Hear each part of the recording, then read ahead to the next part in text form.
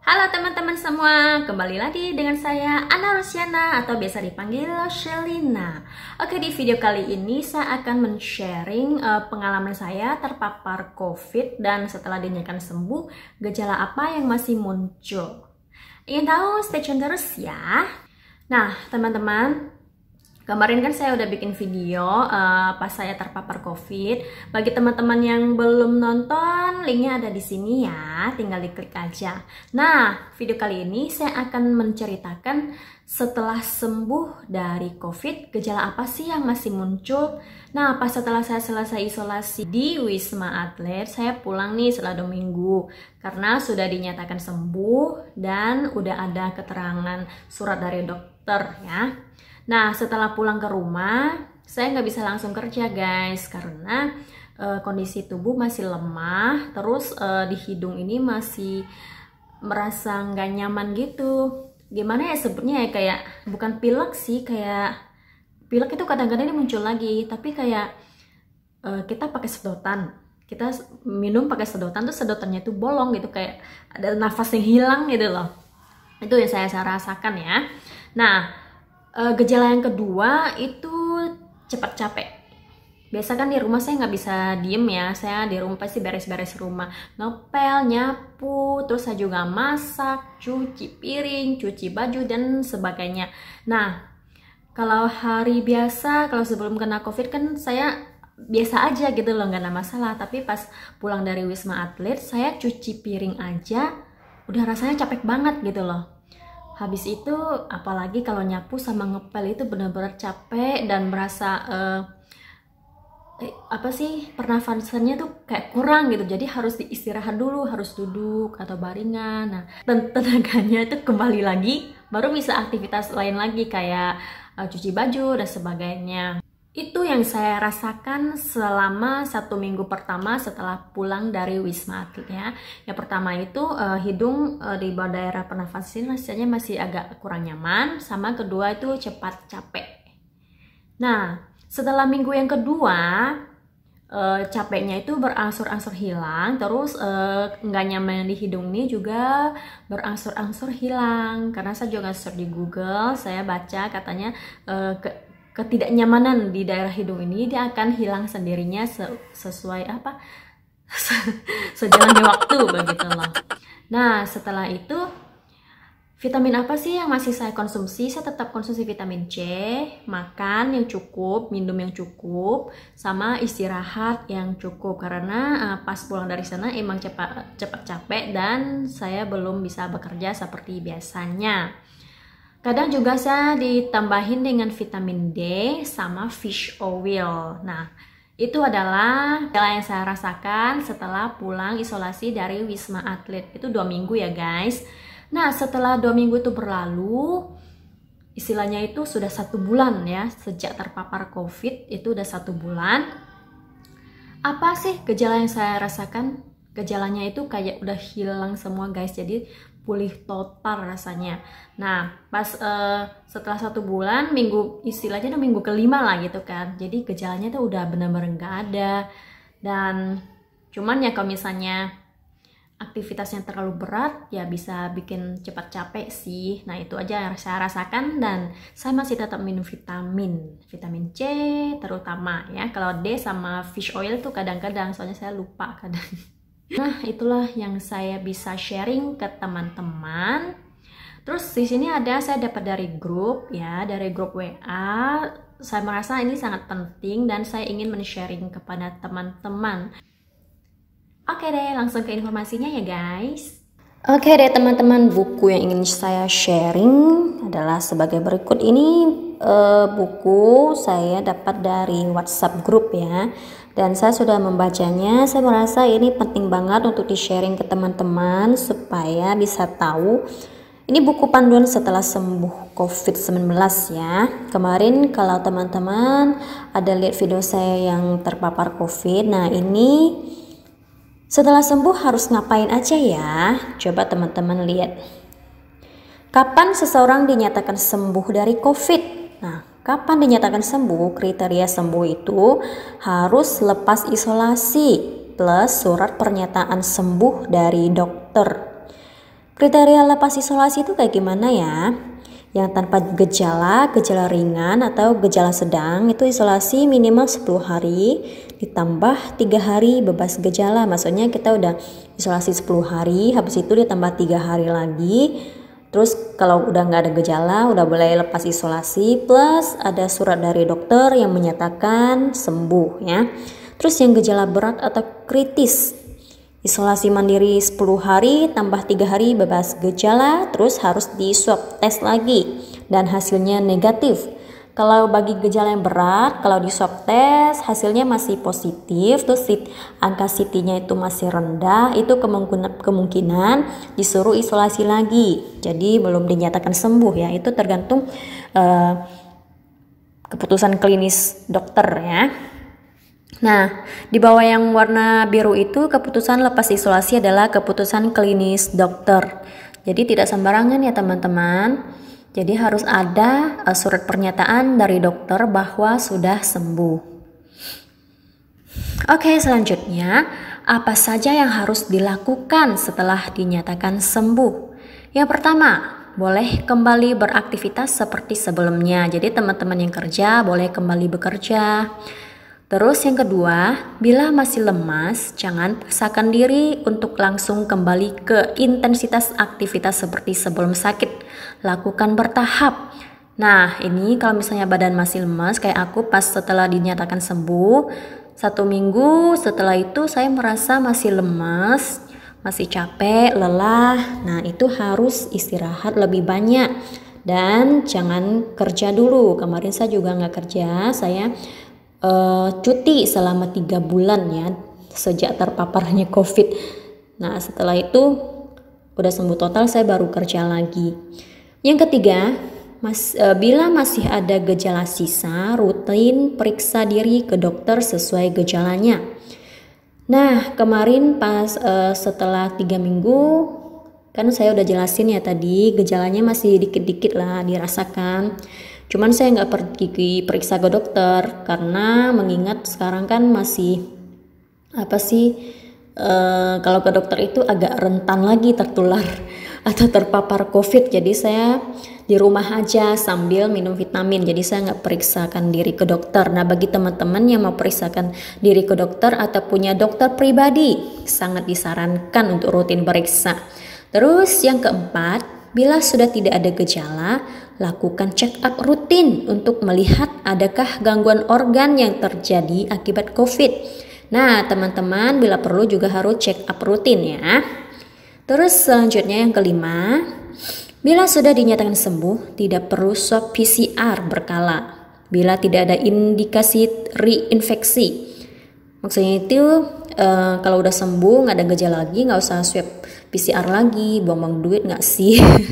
Nah, kalau misalnya curiga nih terpapar lagi, amit-amit ya, tertular COVID lagi, nah ini harus swab test lagi biar tahu. Terus kalau misalnya ada gejala yang memburuk, apalagi ya harus benar-benar harus pergi periksa lagi.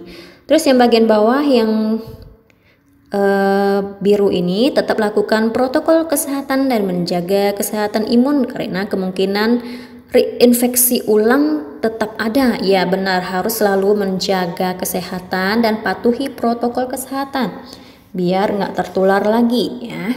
Next, apa protokol kesehatan setelah sembuh?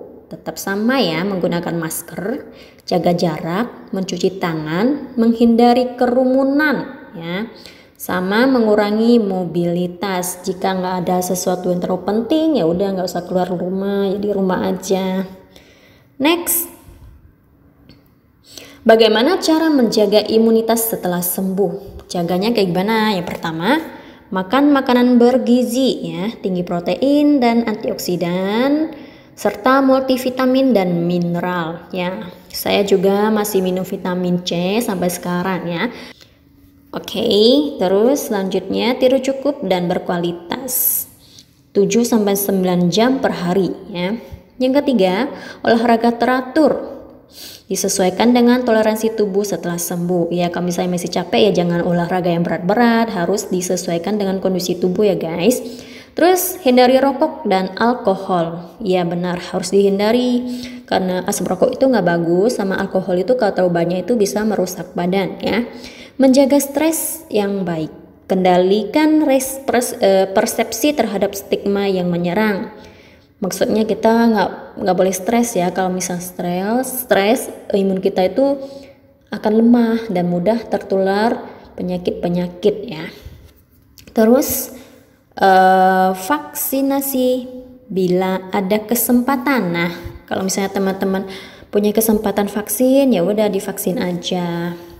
Apalagi yang belum pernah tertular, terus harus benar-benar vaksin ya.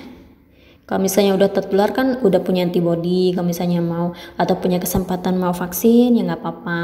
Kalau saran saya sih nggak perlu ya. Maksudnya dari saya pribadi saya juga nggak berani vaksin karena saya juga punya riwayat alergi. Jadi kan saya udah tertular juga. Jadi mungkin vaksin ini kasih ke orang yang lebih perlu aja. Oke, lanjut. Bagaimana bila masih ada gejala setelah dinyatakan sembuh? Nah, menetapnya gejala selama beberapa waktu setelah dinyatakan sembuh disebut long COVID. Long COVID itu tidak menular ya guys, tetap boleh beraktivitas seperti biasa. Terus sisa gejala keradangan atau sisa gangguan organ yang terjadi setelah infeksi COVID-19 itu sisa-sisanya aja. Tetap kontrol rutin ke dokter untuk monitor kondisi. Kalau sekarang sih saya nggak saranin rutin ke dokter ya, soalnya kalau dokter apalagi dokter umum itu kan banyak sekali yang pergi berobat, jadi takutnya terpapar lagi. Jadi sekarang sih saran saya nggak perlu kontrol kalau misalnya nggak ada gejala yang sangat parah atau sangat buruk gitu ya. Lanjut, belum ada penanganan khusus terhadap long COVID, hanya pengobatan suportif dan sesuai gejala. Iya benar. Makanya minum vitamin aja. Jadi kalau misalnya nggak ada gejala yang sangat parah ya nggak perlu ke dokter sih menurut saya. Next, apakah setelah sembuh ada organ tubuh yang rusak? Ada nggak ya organ tubuh yang rusak setelah sembuh? Nah, beberapa gangguan organ yang bisa terjadi. Yang pertama itu ruam kulit. Kalau saya sih nggak ada sih. Kerontokan rambut. Ya ini benar. Saya setelah 3 bulan sembuh dari COVID, saya itu rontok ya. Saya kan jarang rontok. Kemarin saya rontok, kaget, terus saya pikir-pikir, terus saya cari informasi di Google, ternyata benar setelah sembuh dari sakit itu bisa terjadi kerontokan rambut. Nah kemarin saya rontoknya lumayan parah loh, cuman 2 minggu doang sih, habis itu udah enggak lagi. Terus gangguan konsentrasi bisa terjadi ya, cuman ini enggak terjadi kepada saya. Gangguan tidur saya emang kadang kalau banyak pikiran susah tidur sih, jadi ini kayaknya enggak deh. Enggak, bukan dari COVID maksudnya. Gangguan pembawaan atau pengecapan. Punya saya sih udah kembali normal ya, jadi enggak long ya. Next, fibrosis paru. Nah, ini harus periksa ke dokter. Keradangan jantung dan gangguan ginjal. Nah, ini harus periksa ke penyakit dalam ya. Lanjut, bagaimana gangguan psikis setelah sembuh? Gangguan psikis. Orang yang sudah sembuh bisa mengalami trauma psikis ya, atau perubahan suasana perasaan dan perilaku. Traumanya terhadap apa? Isolasi ya. Kalau saya sih enggak sih, isolasi tempat di Wisma Atlet itu bagus, terus saya merasa tenang jadi enggak trauma lah. Yang kedua, prosedur medis. Nah ini bagi yang udah parah, terus ada pakai selang segala macem, dan ini mungkin bisa menyisakan trauma ya. Terus penyakit yang mengancam jiwa. Nah misalnya ada penyakit bawaan nih, terus kena COVID, nah terus habis itu parah dan kritis, nah itu juga bisa menyisakan trauma. Next, penyakit yang mengancam jiwa udah, stigma negatif dan pengucilan. Nah kalau pas terpapar COVID, kalau ada teman yang dikucilkan gitu kan kadang merasa trauma ya, maksudnya dijauhi teman-teman, terus dibilang yang enggak gitu. Cuman saya nggak terjadi pada saya sih. Masyarakat ya oke aja, kayak biasa aja. Terus kalau keluarga ya sangat mendukung, jadi nggak menyisakan trauma apa-apa di aku ya. Terus trauma tidak boleh berlangsung lama atau lebih dari 2 minggu. Jika lama ada risiko menjadi PTSD. Apa itu PTSD? Post traumatic stress disorder. Bisa menekan respon imun dan rentan infeksi. Nah ini guys, jadi trauma ini nggak boleh lama-lama, maksudnya nggak boleh dibiarin, harus diobatin ya. Biar apa? Biar tidak merusak atau melemahkan imun. Terus kalau imun kita udah lemah itu kan rentan infeksi ya. Jadi disarankan bagi teman-teman tidak boleh ada gangguan psikis seperti ini. Jika terjadi harus mencari dokter ya. Harus diterapi biar sembuh. Oke deh. Next, apakah setelah sembuh bisa terinfeksi lagi? Bisa nggak ya? Sangat bisa ya, tergantung bagaimana sistem imun tubuh, jumlah dan keganasan virus serta lingkungannya mendukung ya. Bagi yang udah terpapar COVID masih bisa terpapar lagi, tapi mungkin gejalanya mungkin lebih ringan kali ya, kan udah punya antibodi gitu. Terus setelah sembuh, antibodi dan sel memori tidak bertahan selamanya. Kadarnya menurun setelah 60 hari dan ada yang bertahan hingga 6-8 bulan gitu. Terus mutasi virus yang banyak terjadi juga bisa mengganggu respon pengenalan antibodi yang bersifat spesifik. Nah, setelah sembuh jangan sombong dulu ya guys. Karena kita kemungkinan masih bisa terpapar COVID. Jadi selalu patuhi protokol kesehatan. Terus selanjutnya, apakah penyintas perlu mendapatkan vaksin COVID? Sangat perlu. Dengan alasan apa? Antibodi dan sel memori setelah infeksi lama tidak bertahan selamanya. Tadi udah saya sebutkan. Jadi sarannya sih harus divaksin ya. Oke deh, itu saja dari saya. Semoga bermanfaat.